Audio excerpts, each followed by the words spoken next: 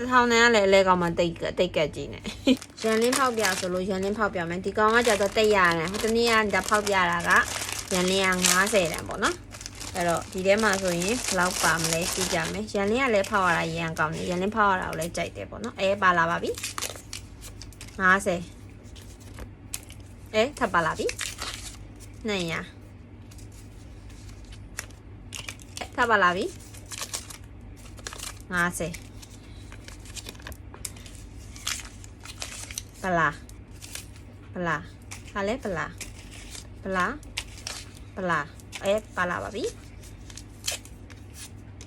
လေတထောင်တထောင်နဲ့ကလည်းအလဲကောင်မှတိတ်ကက်ကြီးနေ50ပလာပတ်စံထပ်ပေါက်ပြီ100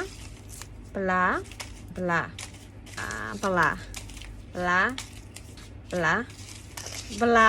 ခုပဲကျန်တော့တယ်ဆုံးနှစ်ခုပေါက်မလားကွာပေါက်ပြီ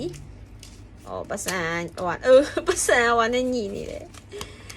100နောက်ဆုံးကတော့ပလာအဲ့တော့ဘယ်လောက်ပြန်ရလဲဆိုတော့1000နန်ရတယ်200ဆိုတော့1200 1300 1400 1500နဲ့50ပြန်ရပါတယ်အဲ့ဆိုရင်တော့ရန်လေးဖောက်ပြလို့ပြောလို့ဖောက်ပြလိုက်ပါပြီနောက်ထပ်ဖောက်ပြစီခြင်းနဲ့ဟာရှိရင်ကိုမအောင်မလည်းရေးသားပေးပြီးတော့မဲတစ်တွေရှိရင်လည်းပြောသားပေးပါအောင်ရှင်အဲ့ဆိုတော့အားလုံးပဲဘိုင်ဘိုင်နောက်ဗီဒီယိုမှာပြန်လည်ဆုံတွေ့မယ်နော်